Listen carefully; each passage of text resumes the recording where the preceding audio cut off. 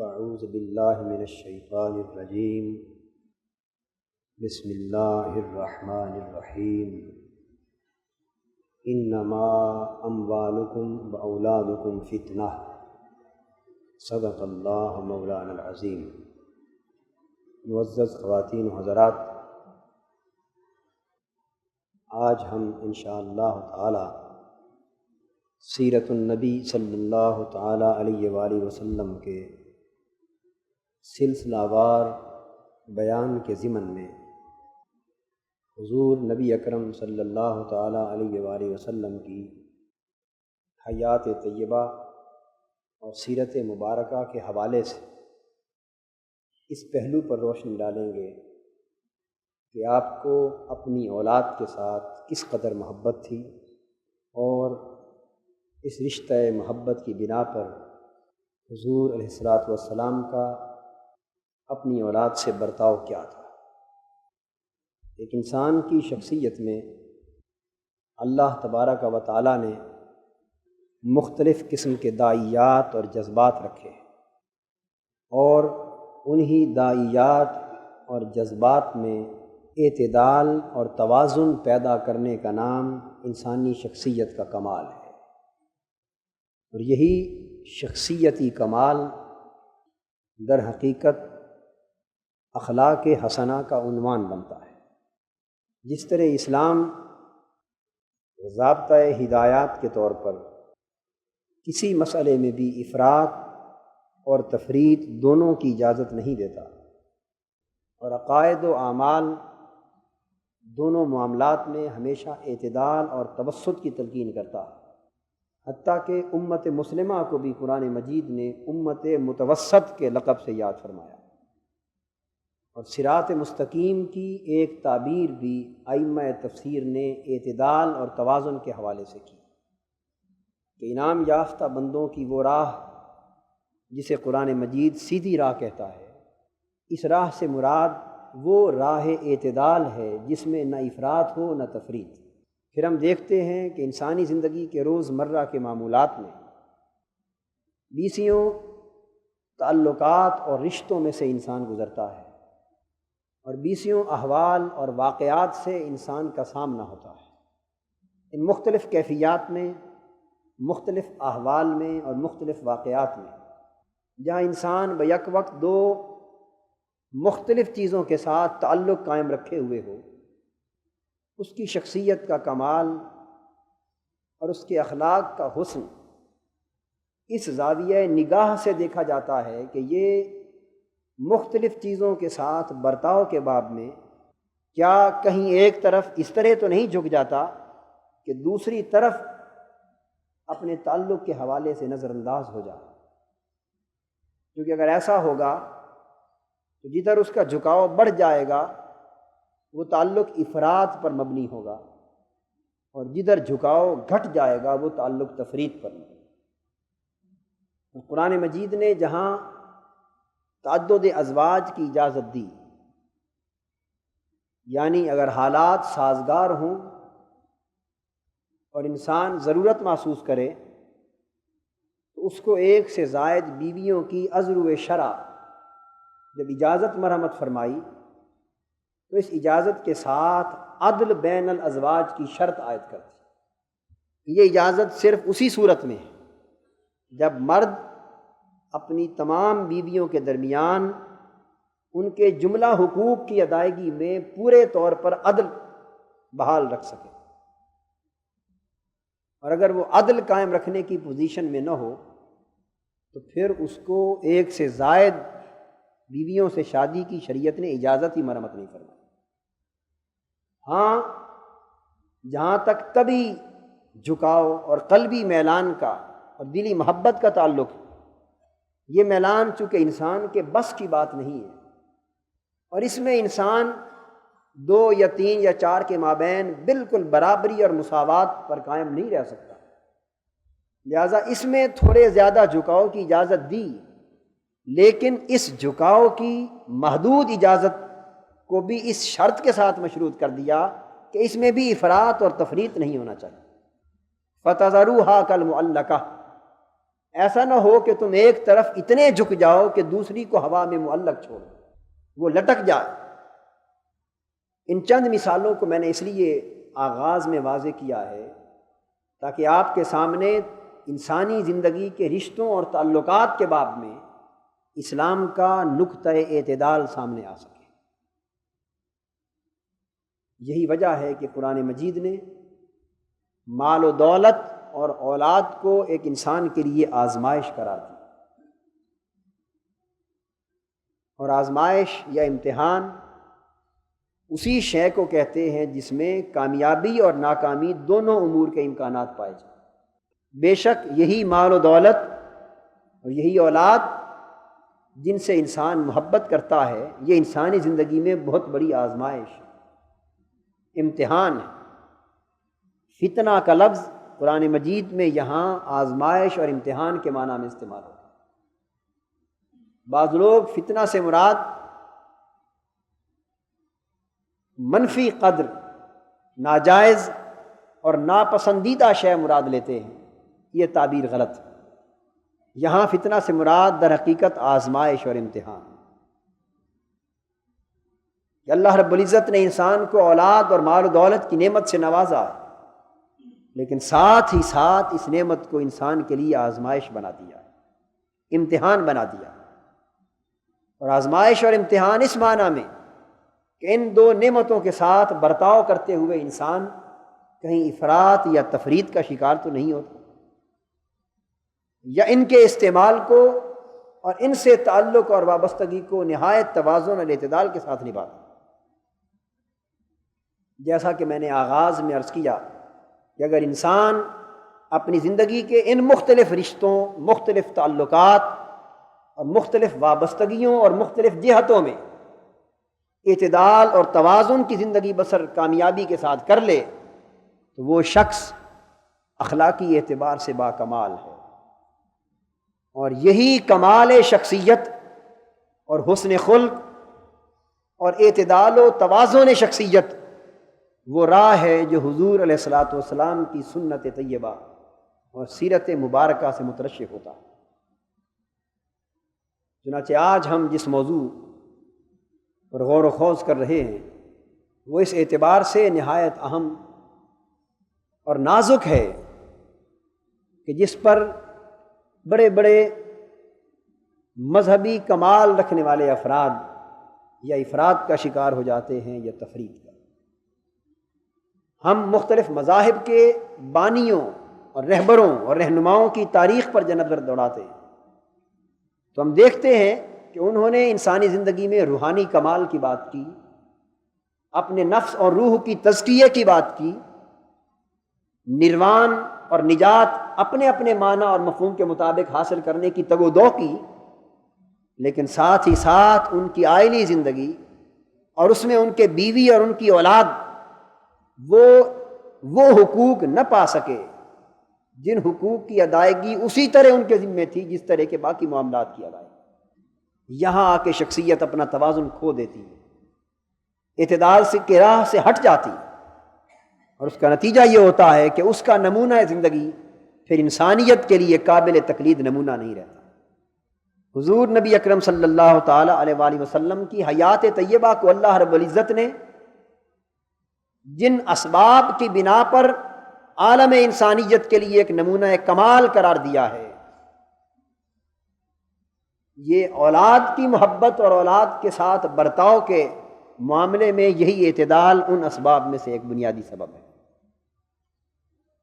ہم دیکھتے ہیں کہ حضور نبی اکرم صلی اللہ تعالی علیہ وآلہ وسلم کا تعلق قلبی جس قدر مضبوطی کے ساتھ اور قرب کے ساتھ اللہ کی ذات کے ساتھ استوار تھا، اس کائنات انسانی کی کس شخصیت کا اتنا قریبی تعلق اور اتنا روحانی تعلق اللہ کی ذات کے ساتھ ہوگا؟ عشق و محبت الہی جس طرح قلب پاک مصطفی صلی اللہ علیہ وآلہ وسلم میں موجزن تھا، اور اللہ رب العزت کی عبادت، اس کے ذکر و فکر، اور راتوں کی خلوت میں اس کی یاد اور دن کی جلوت میں اس کی یاد کے احوال جس طرح حضور کے تعلقات محبت کو اللہ کی ذات کے ساتھ آشکار کرتے، اور اس تعلق کی جو بے ساختگی، اس تعلق کی جو انتہا، اس تعلق کی جو مضبوطی اور استحکام جس طرح ہمیں معلوم ہوتی ہے، انسانی عقل یہ تصور کرنے سے قاصر ہے کہ کوئی بڑا سے بڑا روحانی کمال رکھنے والا شخص اللہ کی بارگاہ میں اتنا قریبی اور روحانی تعلق بھی رکھ سکے گا کہ حضور علیہ الصلوۃ والسلام کی حیات طیبہ کا ایک لمحہ بھی اللہ کی یاد سے غافل نہیں بسر ہوتا۔ خلوت و جلوت، صلح و جنگ، شب و روز، صبح و شام، اور زندگی کے تمام احوال میں ہر لمحہ اور ہر لحظہ اللہ کی یاد اور اس کی محبت اور اسی کے ذکر و فکر کی کیفیت حاوی اور طاری نظر آتی ہے۔ ساری رات کھڑے ہو کر اللہ کی عبادت میں مگن رہنا اور قدوم مبارک کا متورم ہو جانا اور کثرت کے ساتھ اللہ کی یاد میں گریہ و زاری کرنا اور طویل سجدوں میں اس طرح رونا اور قیام کی حالت میں اس قدر سسکیاں لے لے کر رونا کہ دیکھنے والے رونے کی آواز سن کر یہ سمجھیں کہ شاید کوئی ہنڈیا پک رہی ہے۔ یہ تعلق تھا عشق الہی کا، محبت الہی کا اور اللہ کے ساتھ تعلق قلبی کا۔ اب اس کیفیت کو اگر اپنے سامنے رکھا جائے تو ہم بخوبی اندازہ کر سکتے ہیں کہ جب عام طور پر انسان کا تعلق عشق اور محبت کی کیفیت میں کسی کے ساتھ اس حد تک استوار ہو جاتا ہے تو پھر دوسروں کے ساتھ وہ محبت اور وہ تعلق قلبی اس انداز کا باقی نہیں رہ جاتا جس انداز کا ان کا حق ہوتا۔ یہاں آ کر انسان اعتدال کی راہ سے پھسل جاتا ہے۔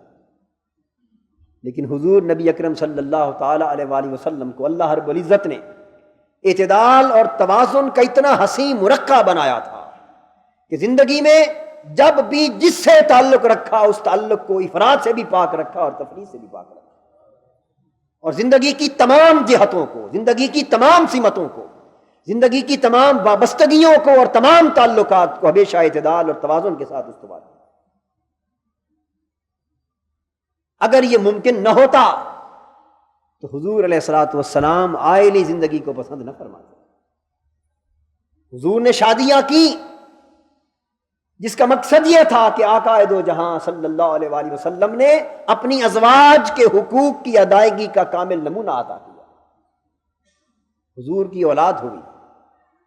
اور اولاد ہونے کا مقصد یہ تھا کہ حضور علیہ الصلوۃ والسلام نے ایک باپ کی حیثیت سے اس اولاد کے محبت اور تعلق میں جو حقوق ہوتے ہیں ان کی ادائیگی کا حق ادا فرمایا۔ چنانچہ احادیث مبارکہ اور سیرت طیبہ کی کتابوں کا مطالعہ کرنے سے ہمیں حضور علیہ الصلوۃ والسلام کی مبارک زندگی کے اس گوشے کا بھی تفصیل سے پتہ چلتا ہے، اور حضور کے اس گوشہ حیات کے بڑے لطیف واقعات، بڑے اچھوتے مناظر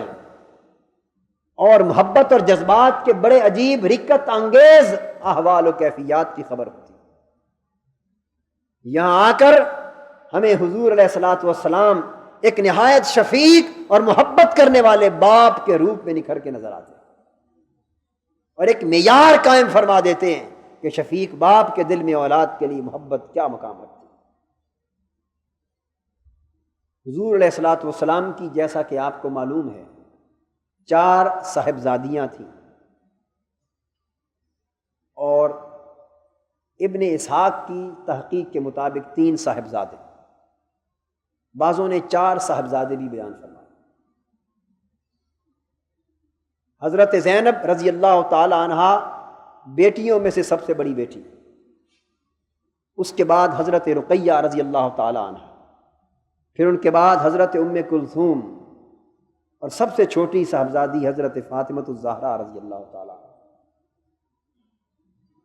یہ چاروں حضرت خدیجہ الکبریٰ رضی اللہ تعالی عنہا کے بطن مبارک سے۔ پھر صاحبزاد گان میں سے سب سے بڑے بیٹے حضور علیہ الصلوۃ والسلام کے حضرت قاسم رضی اللہ تعالی عنہ، پھر اس کے بعد حضرت ابراہیم، اور ابن اسحاق کی تحقیق کے مطابق حضور کے ایک صاحبزادے حضرت طاہر، اور اکثر مورخین اور اصحاب سیر کے مطابق حضرت طاہر کا ہی لقب حضرت طیب تھا، انہیں طاہر و طیب کہتے ہیں۔ بعض اصحاب سیر کا خیال ہے کہ حضرت طیب الگ صاحبزادے تھے، حضرت طاہر الگ تھے۔ اس طرح حضور علیہ الصلوۃ والسلام کی کل اولاد مبارک 7 یا 8 نفوس مقدسہ پر مشتمل تھی، اور بعض روایات میں حضور کے صرف 2 صاحبزادوں کا ہی ذکر ہے، حضرت قاسم اور حضرت ابراہیم، اور حضرت طاہر اور حضرت طیب یہ حضور کے ایک صاحبزادے کے لقب۔ تاہم حضرت ابراہیم رضی اللہ تعالی عنہ یہ حضرت ماریہ قبطیہ رضی اللہ تعالی عنہا کے بطن میں سے تھے۔ حضور علیہ الصلوۃ والسلام کا اپنی اولاد اور اپنی بنات سے، بیٹوں اور بیٹیوں سے محبت کا اور قلبی لگاؤ کا وہ تعلق تھا کہ جس سے بہتر نمونہ ایک شفیق باپ کے لیے مہیا نہیں کیا جا سکتا۔ شمائل ترمذی میں حضور علیہ الصلوۃ والسلام کی حیات طیبہ کے اس لطیف اور نفیس گوشے کو تفصیل کے ساتھ امام ترمذی نے بیان فرمایا ہے۔ حضور علیہ الصلوۃ والسلام کی بہت زیادہ محبت حضرت فاطمہ الزہرا رضی اللہ تعالی عنہا کے حوالے سے منسوب اور منقول ہے، اور یہ بات اس لیے بھی سمجھ میں آتی ہے، اب میں عرض کر رہا ہوں کہ جب ہم حضور کو ایک شفیق باپ کے روپ میں دیکھتے ہیں تو پھر انسانی اور بشری زندگی کے وہ سارے لطیف، عظیم، بلند اور نفیس تقاضے وہ حضور علیہ الصلوۃ والسلام کی ابوت کے اندر نظر آتے ہیں۔ یہ عام انسان کی نفسیات ہے اور اس کی جبلت کا ایک تقاضا ہے کہ وہ اپنے سب سے چھوٹی اولاد سے بڑھ کر محبت کرتا ہے۔ حضرت فاطمہ الزہرا رضی اللہ تعالی عنہ ساری صاحبزادیوں میں سے سب سے چھوٹی صاحبزادی تھی، اور پھر یہ بھی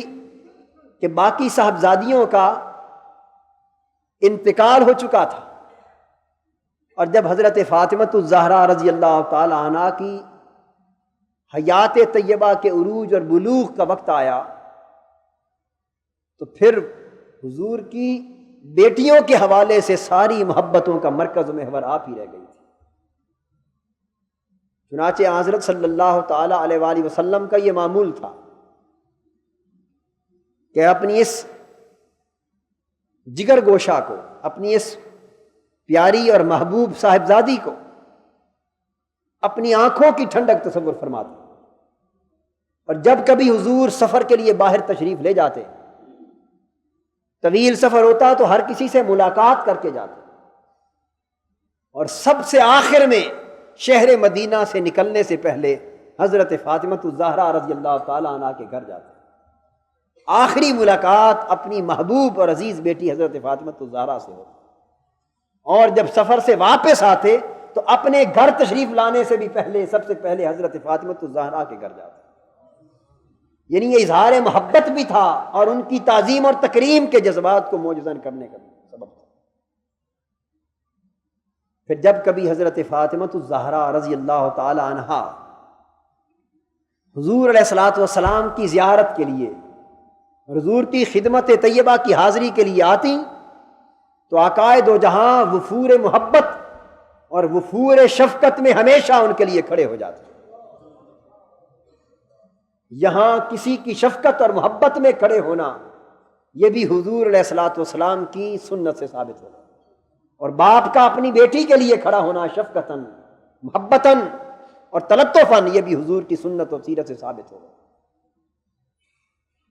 حضور کھڑے ہو جاتے اور جس نشست پر حضور تشریف فرما ہوتے وہ جگہ چھوڑ کر اس مقام پر اپنی صاحبزادی کو بٹھا دیتے۔ حضور علیہ الصلوۃ والسلام فرماتے کہ مجھے فاطمہ سے محبت ہے، اور جو اس سے محبت کرتا ہے مجھے اس سے بھی محبت ہے، اور مجھے فاطمہ کے شوہر سے بھی محبت ہے، اور مجھے فاطمہ کی اولاد سے بھی محبت ہے۔ گویا یہ ساری محبتیں ایسی تھیں کہ جن میں مرکز و محور کی حیثیت حضرت فاطمہ الزہرا رضی اللہ تعالی عنہا کو تھی۔ تو جب دلوں کو دل سے جس طرح راہ ہوتی تو ساری محبتوں کا مرکز و محور جس طرح حضرت سید عالم رضی اللہ تعالی عنہا کی شخصیت ہو گئی تھی، اس طرح ساری کائنات کی محبتیں سمٹ کر حضرت فاطمہ الزہرا کے حوالے سے ان کی ساری محبتیں سمٹ کر پھر حضور کی بارگاہ میں مرتکز ہو گئی. وہ بھی بے چین اور بےتاب رہتی. گھر میں کبھی اچھا کھانا پک جاتا، کسی کی دعوت کا اچھا کھانا آ جاتا تو حضور کے بغیر ایک لقمہ تناول کرنے کو بھی دل نہ کرتا. اور وہ بھی حضور علیہ الصلوۃ والسلام سے اس طرح کی محبت رکھتی کہ جب آقا دو جہاں صلی اللہ علیہ وآلہ وسلم نے اپنے وصال کے آخری اور قریبی زمانہ میں اس دار فانی سے ظاہری رخصت کی بات کی اشارتاً، اور حضرت سیدہ عالم رضی اللہ تعالی عنہ حضور کے قریب بیٹھی تھی، انہوں نے حضور علیہ الصلوۃ والسلام کی کوئی بات سنی اور رو پڑی.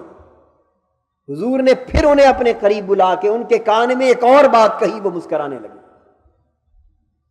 ازواج مطہرات اور حضرت عائشہ صدیقہ رضی اللہ تعالی عنہ نے پوچھا کہ بیٹی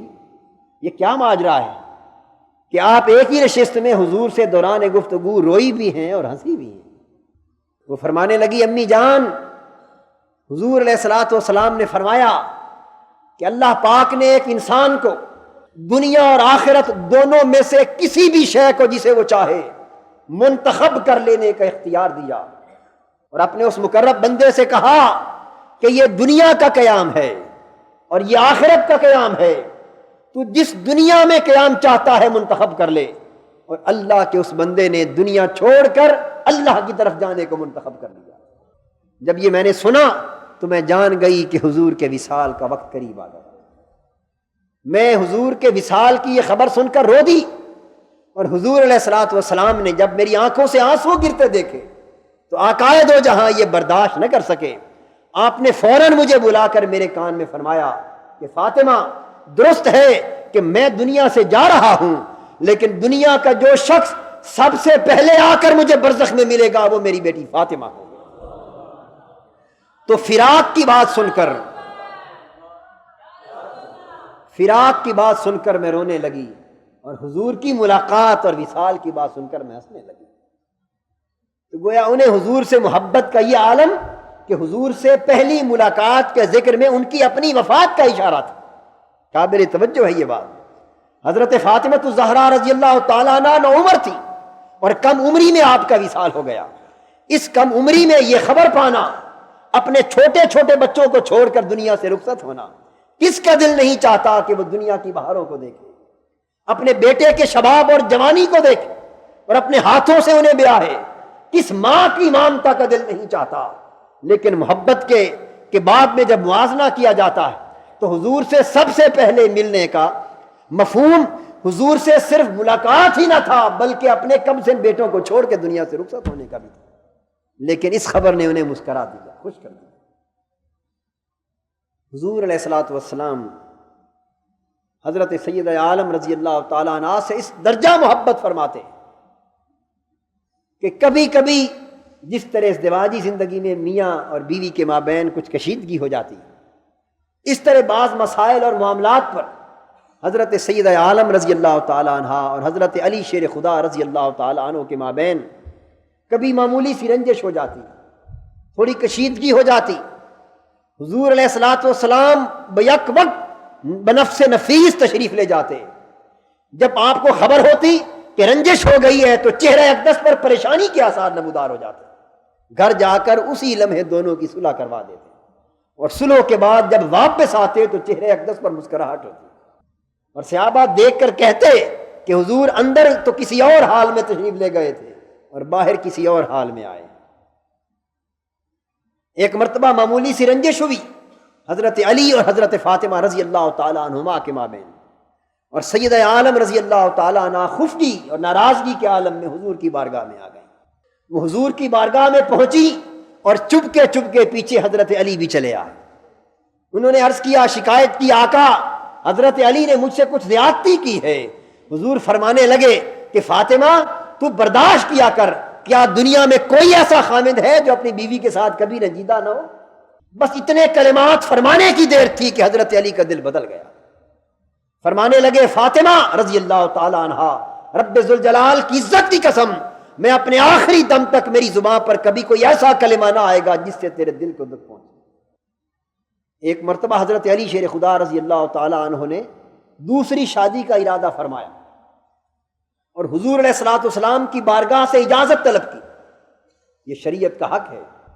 اجازت طلب کی. اب آقا دو جہاں صلی اللہ تعالی علیہ وآلہ وسلم نے اس مقام پر اپنی صاحبزادی سے اپنی محبت کا مظاہرہ کیا اور فرمایا علی درست ہے کہ شریعت اسے منع نہیں کرتی، لیکن اگر تیرے کسی عمل سے میری فاطمہ کا دل رنجیدہ ہو گیا تو مجھے اذیت پہنچے گی. حضرت علی شیر خدا رضی اللہ تعالی عنہ نے حضرت فاطمہ الزہرا کے وصال تک دوسری شادی کا ارادہ نہیں کیا. یہ حضور علیہ الصلوۃ والسلام کی ان محبتوں کے مظاہر ہیں جو حضرت سید عالم فاطمہ الزہرا رضی اللہ تعالی عنہا کی زندگی میں نظر آتے ہیں. پھر میں نے عرض کیا کہ حضور علیہ الصلوۃ والسلام کی سب سے بڑی صاحبزادی حضرت زینب رضی اللہ تعالی عنہ، ان کا رشتہ اولاً اور حضرت رقیہ رضی اللہ تعالی عنہا کو، ان کے رشتے اولاً جب مومنوں کے مومنوں سے اور کافروں کے کافروں سے رشتوں کا حکم نہیں آیا تھا اور بلا تفریق ایک دوسرے میں رشتے ہوتے تھے اوائل دور اسلام میں اور دور جاہلیت میں، تو ان کے رشتے ابو جہل کے بیٹوں سے ہوئے. ابو جہل نے اپنے بیٹے سے کہا کہ اگر محمد صلی اللہ علیہ وآلہ وسلم کی بیٹی کو تم آسانی اور آسودگی کی زندگی دو گے تو میرا تمہارے گھر آنا جانا حرام ہوگا. اس دشمن رسول نے اپنے بیٹوں کو آمادہ کیا اس بات پر کہ وہ انہیں طلاق دے دیں. چنانچہ حضور علیہ الصلوۃ والسلام نے اپنی صاحبزادی حضرت زینب رضی اللہ تعالی عنہا کا عقد پھر ابو العاص سے کیا. یہ بھی اس وقت مسلمان نہ ہوئے تھے اور یہ غزوہ بدر میں کافروں کی طرف سے جنگ لڑنے کے لیے مسلمانوں کے خلاف آئے. حضور کے داماد تھے اور حضور کے لشکر کے خلاف تلوار اٹھا رہے، لیکن اس مذہبی دشمنی کو بطور داماد اور سسر کے اور اپنی بیٹی کی ازدواجی زندگی کے حوالے سے کبھی حائل نہیں ہونے دیا. وہ جنگی قیدی بن کر آ گئے، ان سے فدیہ طلب کیا گیا. حضور نے اپنے داماد سے فدیہ طلب کیا. انہوں نے کہا میرے پاس اور تو کچھ نہیں. پیغام بھیجا حضرت زینب کی طرف کہ آزادی کے لیے فدیہ کی کچھ رقم یا کچھ چیز چاہیے. انہوں نے اپنے جہیز کا ہار گلے سے اتار کے بھیج دیا. جب ابو العاص رضی اللہ تعالی عنہ یہ بعد میں مسلمان ہو گئے تھے، اپنی زوجہ محترمہ حضرت زینب رضی اللہ تعالی عنہ کا ہار لے کر آقا دو جہاں کی بارگاہ میں پہنچے تو یہ ہار در حقیقت حضرت زینب رضی اللہ تعالی عنہ کو ان کی والدہ ماجدہ حضرت خدیجہ الکبریٰ رضی اللہ تعالی عنہ نے اپنے گلے سے اتار کر ان کے جہیز میں دیا تھا. جب وہ ہار انہوں نے حضور کی بارگاہ میں فدیہ کے طور پر پیش کیا، ہار کو دیکھتے ہی حضور کو بیتے ہوئے دنوں کی یاد تازہ ہو گئی. چشمان مقدس میں آنسو بھر آئے اور حضور ایک طرف ہار کو دیکھتے، ایک طرف ام المومنین حضرت خدیجہ الکبریٰ کی اس یاد کو ذہن میں دہراتے اور صحابہ کی طرف دیکھ کر فرمانے لگے اگر پسند کرو تو بیٹی کو اس کی ماں کا ہار لوٹا دیا جائے. صحابہ نے عرض کیا یا رسول اللہ ضرور ایسا فرما دیں. تو ہار واپس لوٹا دیا. یعنی یہ بیٹی کے ساتھ حضور علیہ الصلوۃ والسلام کی انسانی اور بشری سطح پر ایک شفیق باپ کے طور پر محبتوں کے مظہر ہے. حضرت زینب رضی اللہ تعالی عنہا کو حضور نے بعد میں مدینہ طیبہ بلوا لیا. اس وقت تک ان کے شوہر مسلمان نہ ہوئے تھے. وہ بعد میں مسلمان ہو کر جب مدینہ طیبہ آئے اور بعض روایات کے مطابق انہی کے ساتھ عقد ثانی کیا گیا اور بعض روایات کے مطابق انہی کی زوجیت میں دوبارہ بغیر عقد ثانی کے دے دیا گیا. تاہم پھر حضرت ابو العاص رضی اللہ تعالیٰ عنہ کی زندگی میں حضرت زینب رضی اللہ تعالیٰ عنہ کا وصال ہوا. اور پھر محبت کے اس تعلق کا بھی اندازہ کیجئے کہ آقا دو جہاں نے اپنی صاحبزادی حضرت زینب کا غسل ان کا ہو چکا، حضرت سودا نے کیا، اس میں حضور شریک نہ تھے. تدفین کا کام قبر میں اتارنے کا وقت آیا تو حضور نے بنفس نفیس اپنی صاحبزادی حضرت زینب کو اور ان کے ساتھ حضرت ابو العاص کو شامل کر کے دونوں نے مل کر انہیں قبر میں اتارا اور تدفین کیا. اس سے بالواسطہ یہ مسئلہ بھی واضح ہو گیا جو عام طور پر یہ خیال پایا جاتا ہے کہ جب انتقال ہو جائے بیوی کا تو شوہر اس کی چارپائی کو ہاتھ نہیں لگا سکتا یا قبر میں تدفین کے لیے اس کے قریب نہیں آ سکتا. یہ کام حضور نبی اکرم صلی اللہ تعالی علیہ وآلہ وسلم کی سنت سے ثابت ہے کہ حضور کی صاحبزادی کی تدفین میں حضور نے اپنے ساتھ ان کے شوہر کو انتقال کے بعد شریک فرمایا۔ حضرت زینب رضی اللہ تعالیٰ عنہا میں سے ان کی ایک صاحبزادی پیدا ہوئی جن کا نام حضرت امامہ رضی اللہ تعالیٰ عنہا، یہ الف کے ساتھ امامہ ہے، یہ ان کی صاحبزادی گویا حضور کی نواسی تھی۔ جب حضرت فاطمہ الزہرا رضی اللہ تعالیٰ عنہا کا وصال ہو گیا تو حضور کی یہ نواسی امامہ بنت زینب رضی اللہ تعالیٰ عنہا یہ حضرت علی کے عقد میں دی گئی۔ تو گویا حضرت علی رضی اللہ تعالیٰ عنہ کے گھر پہلے حضور کی صاحبزادی لخت جگر تھی اور ان کے وصال کے بعد حضور کی نواسی بھی ان کے گھر میں رہی۔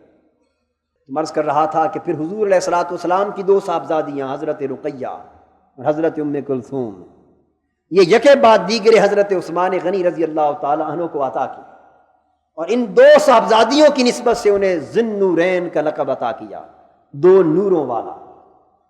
تو حضور علیہ الصلوۃ والسلام کی محبتوں کے 20 مظاہر آقا دو جہاں کی حیات طیبہ میں نظر آتے۔ پھر حضور علیہ الصلوۃ والسلام کی اولاد کی نسبت سے جب حضور کے صاحبزادوں کا انتقال ہو گیا، حضرت قاسم بھی تھوڑی عمر میں وصال فرما گئے، ان کی عمر مبارک چند دن تھی، پیدا ہوئے بعض روایات کے مطابق وہ 2 ماہ اور کچھ دن کے تھے کہ ان کا وصال ہو گیا۔ حضرت ابراہیم رضی اللہ تعالیٰ عنہ جو حضرت ماریہ قبطیہ کے بطن مبارک سے تھے، وہ بھی تھوڑی عمر میں بعض روایات کے مطابق 2 سال کے لگ بھگ عمر میں ان کا بھی وصال ہو گیا۔ حضور علیہ الصلوۃ والسلام نے انہیں حضرت ابراہیم کو ام سیف جو ان کی انا تھی، ان کی دایا تھی، اس کے گھر پرورش کے لیے رکھا ہوا تھا، اور ان کا محلہ شہر مدینہ سے 3-4 میل مسافت پر تھا،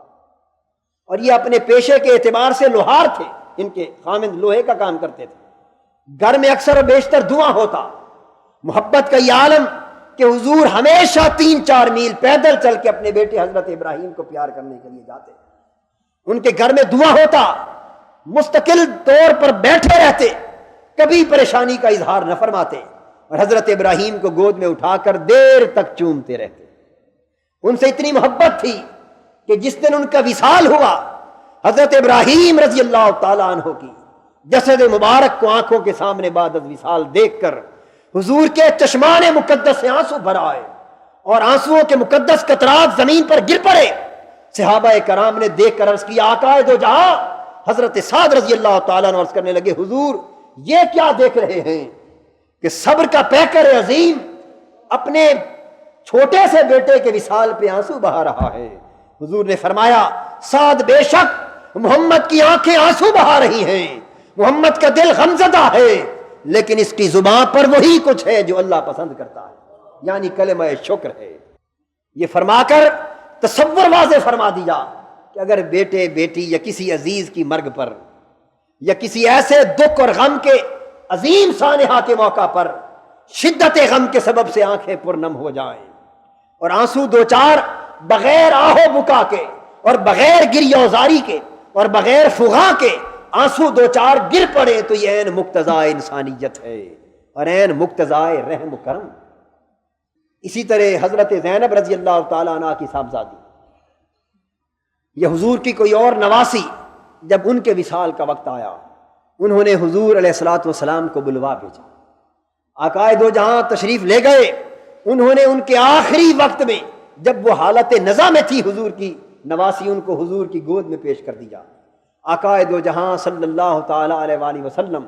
گود میں اٹھا کر اپنی نواسی کو دیکھ رہے تھے اور چشمان مقدس سے آنسو بہ رہے تھے۔ اس موقع پر بھی حضور علیہ الصلوۃ والسلام نے ان آنسوؤں کو مقتضائے انسانیت کے حوالے سے دل کا رحم قرار دیا۔ یہ دل کا رحم ہے، یہ صبر اور شکر کے منافی نہیں،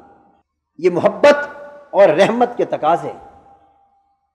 پھر ان صاحبزادگان کے وصال کے بعد حضور علیہ الصلوۃ والسلام کی ساری محبتوں کا مرکز و محور حسنین کریمین ہو گئے تھے،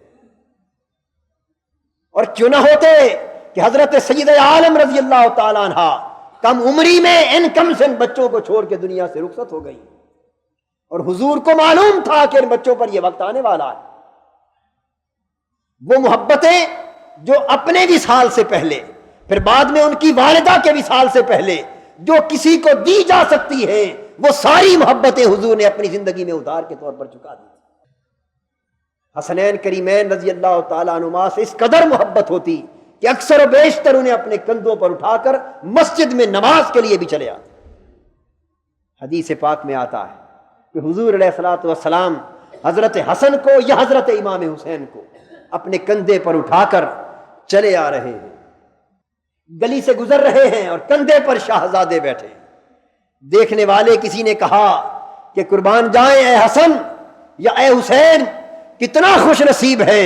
کہ اللہ نے تجھے کتنی عجب سواری عطا کی۔ حضور مسکرا کر فرمانے لگے کہ تو سواری کی بات کرتا ہے، ذرا دیکھ کہ سوار بھی کتنا عجیب ہے۔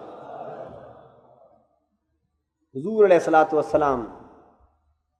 مسجد میں خطبہ ارشاد فرما رہے اور سیدنا امام حسن اور سیدنا امام حسین رضی اللہ تعالیٰ عنہما انتہائی کم سنی کے دور میں سرخ رنگ کے کرتے پہن کر دونوں شہزادے، دونوں بھائی ایک دوسرے کی انگلی پکڑ کر لڑکھڑاتے ہوئے قدموں سے مسجد میں اپنے نانا سے ملنے کے لیے آ گئے۔ گھر مسجد کے قریب قریب تھے، صحابہ کرام کی مجلس، حضور مسجد میں خطبہ ارشاد فرما رہے، دونوں شہزادے اور دونوں شباب اہل جنہ اور دونوں جنت کے جوانوں کے سردار اپنے نہایت بچپن میں لڑکھڑاتی ہوئی ٹانگوں سے مسجد میں آئے۔ حضور علیہ الصلوۃ والسلام انہیں دیکھتے رہے، جب دیکھا کہ لڑکھڑا رہے ہیں کہیں گر نہ جائیں، خطبے کو چھوڑ دیا، منبر سے نیچے اترے، دونوں شہزادوں کو اٹھا کر سینے سے لگا لیا اور پھر اپنے سامنے بٹھا کر خطبے کو دوبارہ شروع کرتے ہوئے یہ آیت کریمہ پڑھی، انما اموالکم واولادکم فتنہ، بے شک مال دولت اور اولاد بہت بڑی آزمائش ہے،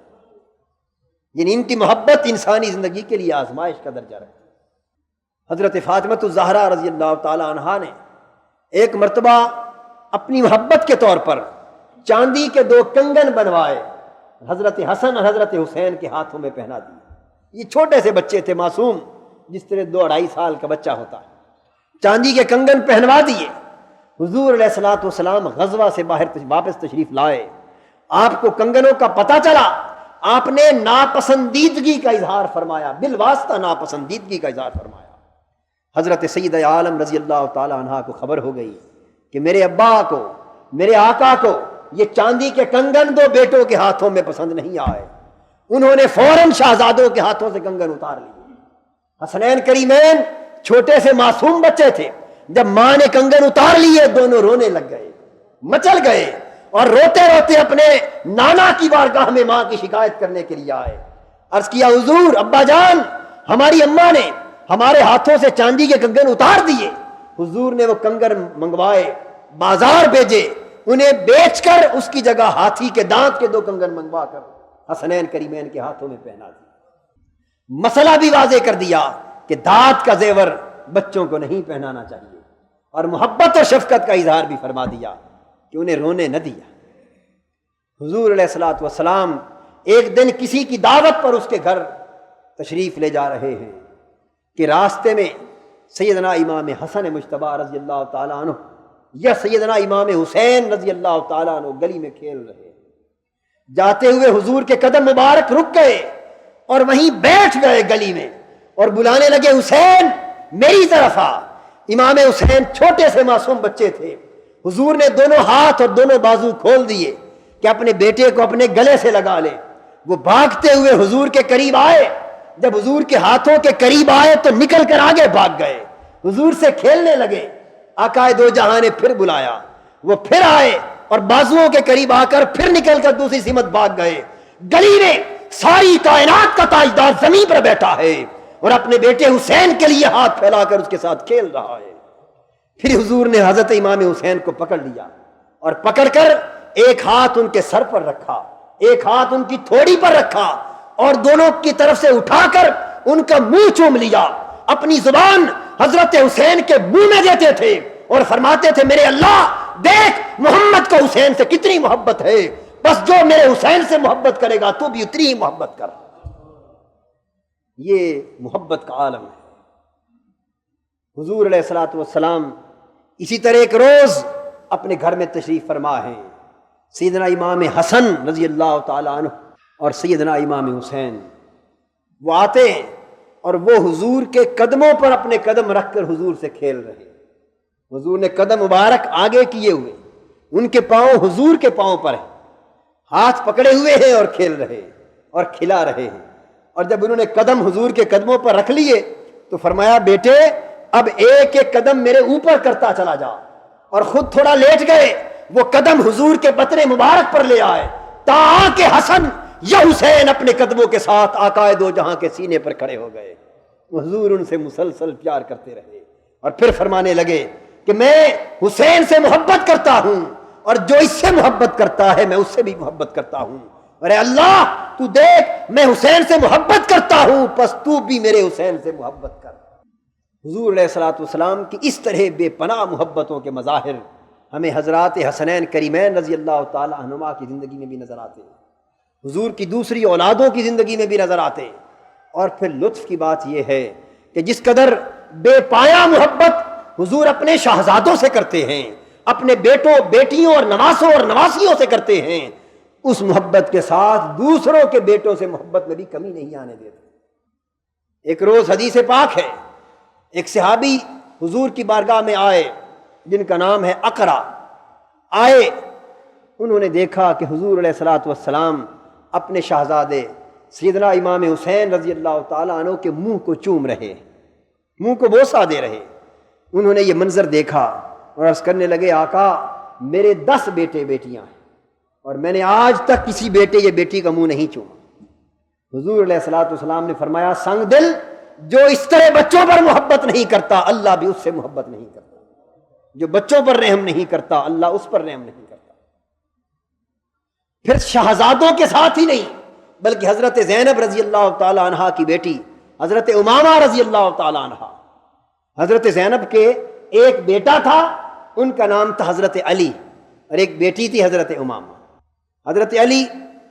بعض کہتے ہیں کہ کم عمری میں وصال فرمایا، بعض روایات میں زیادہ عمر میں جا کے وصال ہوا، لیکن حضرت امامہ رضی اللہ تعالی عنہ جو ان کی صاحبزادی، ان کو بھی اکثر و بیشتر حضور اپنے کندھوں پر اٹھاتے اور گلی میں لیے پھرتے۔ اور ایک روز انس بن مالک رضی اللہ تعالی عنہ فرماتے ہم نے دیکھا کہ حضرت امامہ کو حضور نے کندھوں پر اٹھایا ہوا تھا، اسی حال میں مسجد میں تشریف لے آئے اور ہمیں نماز پڑھائی۔ آقائے دو جہاں صلی اللہ تعالی علیہ وآلہ وسلم اپنی اولاد سے محبت کر کے ایک شفیق باپ کے روپ میں حضور نے ہمیں نمونہ حیات عطا کیا، دوسروں کی اولادوں سے محبت کی، یتیم بچوں سے محبت کی، اور ان سے بھی اتنی محبت کی کہ حسن و حسین جیسی محبت عطا کی۔ اور پھر دوسرے بچوں نے جب ان یتیموں سے حضور کی محبت کے یہ عالم دیکھا تو خود بھی یتیم ہونے کی خواہش کرنے لگے کہ اگر یتیم بچے حضور کی اتنی کمال درجے کی شفقت اور محبت پاتے ہیں تو کاش ہم بھی یتیم ہوتے کہ ہم بھی اس نعمت سے بہرور ہوتے۔ حضور علیہ الصلوۃ والسلام نے اپنی محبتیں ہر ایک کے لیے لٹائی ہیں، پوری امت سے محبت کی ہے، ہر صحابی کی اولاد سے محبت کی ہے، ہر ایک کو اولاد سے محبت کرنے کا سبق دیا ہے، اور خود محبت اپنی اولاد سے کر کے ایک شفیق باپ کے طور پر محبت کا نمونہ عطا کیا۔ حاضرین محترم، یہ ایک انسان کی بشری زندگی کے جذباتی مظاہر ہیں۔ وہ شخص جو دین کا مبلغ ہے، دینی عبادات، دینی تبلیغات اور دینی معاملات میں بڑی کثرت کے ساتھ رغبت اور گہرائی کے ساتھ بڑا رجحان رکھتا ہے، اسے بطور خاص زندگی کے اس اسلامی گوشے کی طرف متوجہ ہونا چاہیے کہ اسلام انسانی زندگی کو خشک نہیں دیکھنا چاہتا، وہ زندگی کو اس طرح بشری اور انسانی سطح پر جذبات اور داعیات محبت سے خالی نہیں دیکھنا چاہتا کہ کوئی دین سے، دین کی تبلیغ سے، اسلام سے اس طرح کی محبت کرنے لگے کہ اس کی زندگی کے سارے جذباتی مظاہر سوکھ جائیں، زندگی میں خشکی آ جائے، جذباتیت کے پہلو ختم ہو جائیں، اور کوئی محبت کے ساتھ اس کے قریب آنے تک گوارا نہ کرے، جس سے بولے روکھا ہو کر بولے، جس کو تکے خشکی کے انداز میں تکے، حتیٰ کہ بچوں کو پیار سے بھی محرومی ہو اور دوسرے لوگوں کو شفقت اور التفات سے بھی محرومی ہو۔ ایسی زندگی جو انسان کی زندگی کو خشک بنا دیتی ہے، روکھی سوکھی بنا دیتی ہے، اور بشری سطح پر جذبات و داعیات محبت سے خالی کر دیتی ہے، وہ سب کچھ ہو سکتی ہے لیکن حضور کی سنت کے مطابق نہیں، وہ اسلام کے مطابق بھرپور زندگی نہیں ہے۔ اسلام اس زندگی کو بھرپور جانتا ہے کہ جب بارگاہ عزتی میں سر بسجود ہو تو پھر ادھر اللہ کی محبت میں آنسو گر رہے ہوں۔ اولاد گود میں آئے تو ان سے محبت کی جائے، اولاد دور ہو تو ان کے ہجر کو محسوس کیا جائے، قریب ہو تو ان کے قرب کو محسوس کیا جائے، انہیں بے تکلفی کے ساتھ پیار کیا جائے، اپنی عظمتوں کے پیش نظر اولاد سے، غریبوں سے اور چھوٹوں سے محبت کرتے ہوئے آپ کی عظمت آپ کے اور ان چھوٹوں کے مابین حائل نہیں ہونی چاہیے۔ ہمیں اللہ پاک چھوٹا سا رتبہ اور قدر منزلت اس دنیا میں کم ظرف انسانوں کو عطا کرتے ہیں، تو ہم اپنی عظمت کو ایک مصنوعی پندار اور برم کی دیوار کے طور پر اپنوں اور چھوٹوں کے مابین حائل کر دیتے ہیں، اور یہ سمجھتے ہیں کہ اگر ہم نے بے تکلفی کی بات کی، بے تکلفی کے ساتھ کسی کو بلا لیا، بے تکلفی کے ساتھ کسی سے مزاح کر دیا، کسی کو کندھوں پر بٹھا لیا، کسی کو سوار کر لیا، کسی سے پیار کی بات کر لی، تو شاید دیکھنے والا سمجھے گا کہ یہ مذہبی سطح پر باکمال نہیں ہے، یہ دنیا دار آدمی ہے، یہ بے تکلفی کی باتیں کرتا ہے۔ ہاں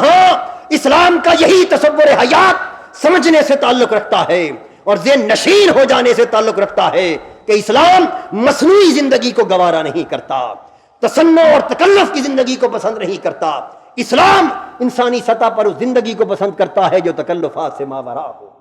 جو تصنعات سے ماورا ہو، جس میں بشری سطح کے جذباتی مظاہر بھی ہوں اور انسانی زندگی میں مزاح کے مظاہر بھی ہوں۔ جب تک آپ کی زندگی تمام تر جذبات اور داعیات کے ساتھ بھرپور نہیں ہو جاتی، معتدل نہیں ہو جاتی، متوازن نہیں ہو جاتی، تو کوئی شخص شوق اور محبت کے ساتھ آپ کے قریب آنا بھی گوارا نہیں کرتا۔ اور جب کوئی آپ سے ڈر کر آپ کی جھوٹی ہیبت اور آپ کے جھوٹے پندار اور برم اور مصنوعی رعب کے پیش نظر کوئی آپ کے قریب نہیں آئے گا تو وہ تربیت نہیں پائے گا، آپ کے کردار کی حلاوتوں سے متاثر نہیں ہوگا اور اسلام کی حقیقی تبلیغ کا حق ادا نہیں ہوگا۔ اللہ پاک ہمیں اسلام کی تعلیمات کے مطابق بھرپور زندگی بسر کرنے کی توفیق عطا فرمائے۔ وما علینا الا البلاغ۔